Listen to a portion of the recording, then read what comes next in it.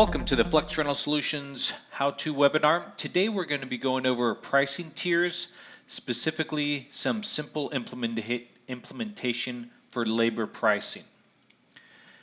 So before we get into the configurations, just want to show you what the end product of today's webinar will look like. I've got a very simple job here, and I've added a stagehand for today and being charged from 8 a.m. to 5 p.m. I'm going to show you an example of two different pricing tiers and the effects of the pricing and the calculation on the business logic end. So as you can see right now, there is 9 hours that are being charged for right here. We've created an hourly rate with meal in there that is basically charging, of these 9 hours, is only charging for 8 of those at $40 each for $320. And I'm going to change this rate as an example to say, well, what happens if they didn't give us a meal? So we work straight through without any meal break. And so now we're calculating an hour of overtime for $60 with the 8 hours. So that's the example here that we're going to use for creating this different business logic to change pricing tiers on how things will be charged to the end client. So to get to these pricing tiers, you would go to System Settings, and we'll go to Pricing Models.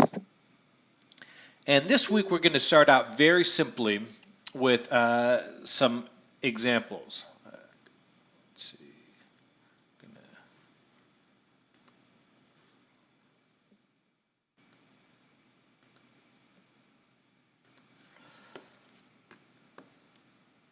And we're going to go over the difference on these two on our hourly meal and hourly no meal.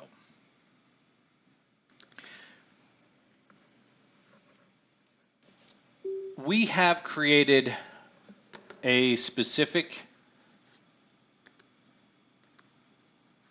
pricing model here called hourly no meal. Under the resource types, we've assigned this to labor. The price calculation that we've assigned is tiered.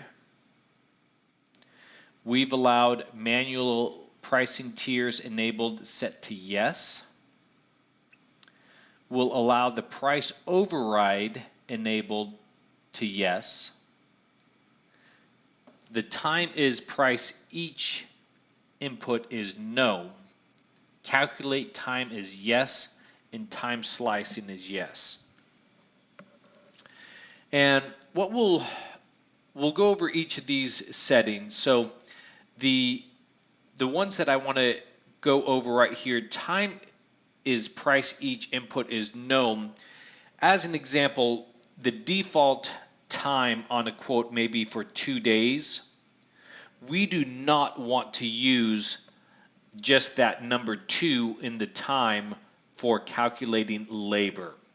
We actually want to use the call time widget and calculate the time specifically per hour and slice it up into different business rules accordingly. So as we saw when we did the hourly no meal for a 9-hour call without any meal, it sliced it up and it charged 8 at straight time and 1 at overtime.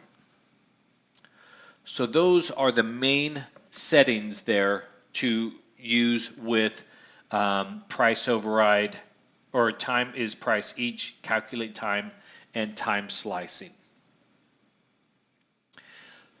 So let's look at these 3 rules that we created. To create a rule, you would hit the add button, and this would give you a blank rule. I'm going to open up this straight time and look at what I call the matching side and the formula side. So in this rule, we ended up creating 3 separate rules. And as we go through these different webinars, we're going to possibly get to a point where we may have 6 or 7 different rules that will help calculate things. I always like to start off very simply and add complexity onto that. So this pricing tier will have simply straight time, overtime, and double time. The matching criteria on the left dictates when you have a call time, what is it about this call time that would apply to each rule? So if you had a 5-hour call time, we would hope that it would only match straight time on this rule and that it wouldn't match overtime and double time. And we'll see the difference between those on the matching. So straight time, we are applying this rule for normal, weekend, and holidays. We don't have any separate rules that match appropriately for those. So it'll, whether it's a normal Monday through Friday, whether it's a weekend or a holiday, it doesn't matter the date type. All three will match. We're not using any start or end time to calculate after hours. We're simply saying anything up to 8 hours will match this rule.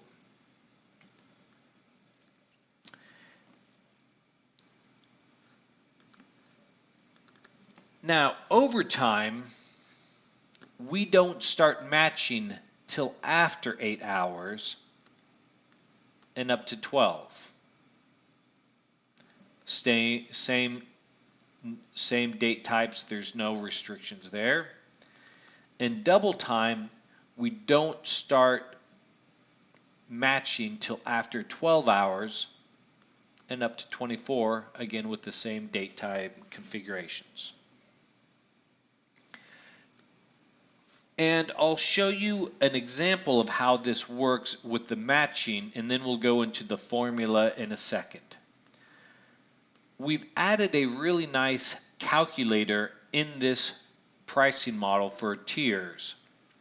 So if we take a stagehand labor service and drag it and drop it on top of where it says drop resource here, we've brought up this calculator. And we can put in the same thing that we put in on that quote to say we're going to start this at 8 a.m.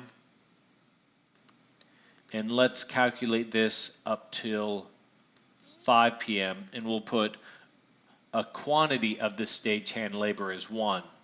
And time quantity will actually be calculated in time slice. So we don't need a time quantity field in the calculator. So if we calculate this, what it's saying is these two notifiers both turn green, meaning there is matching functionality here. If we drop this back to 4, so 8 is 9, 10, 11, 12, 1, 2, 3, 4. That is 8 hours. And so the only rule that matches here is straight time. Once we cross this threshold, it's got times in here that start to calculate. And as we start to change these, it is now matching 3 different rules. So it's matching a rule on all 3 of these. So that is the functionality of the match criteria. So anything up to 8 hours will match our straight time. Anything greater than 8 and equal to or less than 12 will apply to overtime. And anything greater than 12 and equal to or less than 24 would match. So those are the matching criteria for very simple pricing models, tiers for labor. Now, if they match, then the formula side tells it how to calculate what it's matching. the base price is we created an hourly rate, say, for our stagehand at $40 an hour.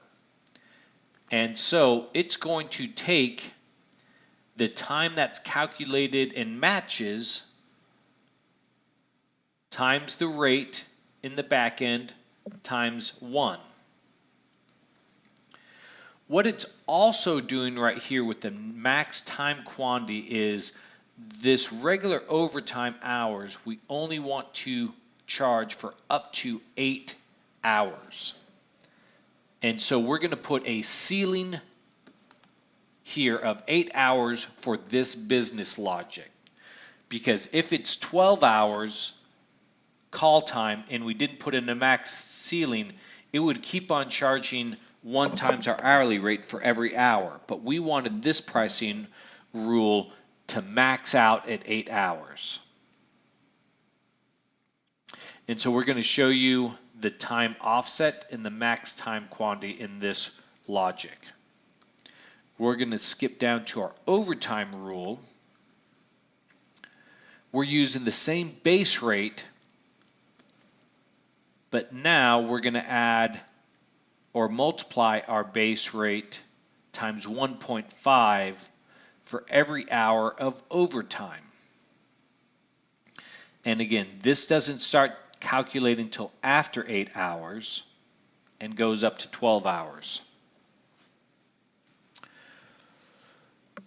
We are using a new field in overtime called time quantity offset. And what we're doing with this is we're basically saying if it's a 12-hour call, we don't want 12 hours of overtime being calculated. So we're going to take that time that it's calculating, say 12 hours, and subtracting 8. Meaning we're only going to charge 4 hours of overtime at 1.5 times our hourly rate.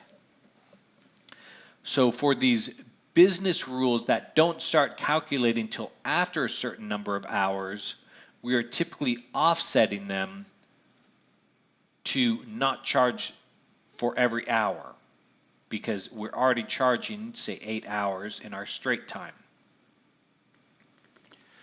Our double time rule, we said doesn't start till after 12 hours. So we're going to offset that by 12 hours. So if it's a 14-hour call, 14 minus 12 equals 2. That means 2 hours would be calculated at 2 times our hourly rate. So for your very basic hourly calls, this says when you start to calculate after 12 hours, and we're going to subtract 12 hours from the overall time to calculate how many hours apply towards this double time rate. So we're going to reuse this calculator one more time.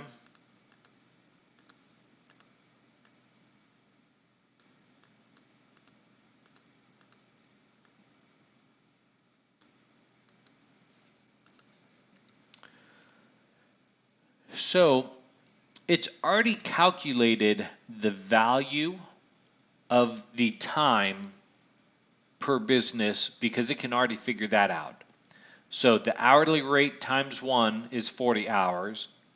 The hourly rate times 1.5 is $60 an hour.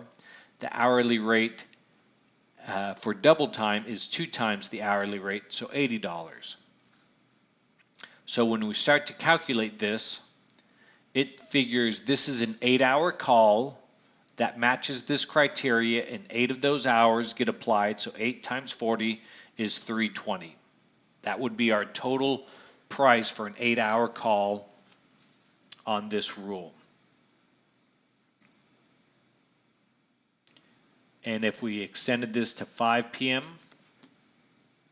we went straight into overtime after 8 hours. So this is a 9-hour call, but we're only charging 1 hour of overtime because of those 9 hours, we subtracted 8 to get 1 hour of overtime. So that is what that time quantity offset is doing, is this isn't 9 hours, this is 8 hours of overtime. Or this isn't 9 hours of overtime, this is 1 hour because we're subtracting 8 from 9 to get 1. And as we extend this and go out, this is now 13 hours. We maxed this out at 8, and we offset this by 8 and offset this by 12. So 13 hours minus 12 is 1 hour of double time. 13 hours gives us 4 hours of overtime, and this one maxed out at 8. So for a 13-hour call without any meal, we went directly into overtime or double time after 12 hours. Now let's compare these rules and how we applied them slightly differently for our hourly rate that we did get meals.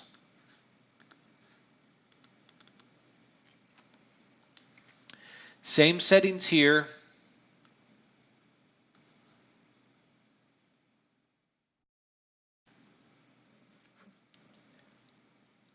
And the exact same settings for our straight time.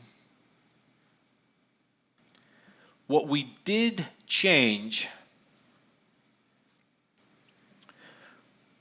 was that the overtime rule doesn't start to match till after 9 hours, where on the no meal, we went directly into overtime at 8 hours. So we have an hour of time in here that is basically not being calculated at all.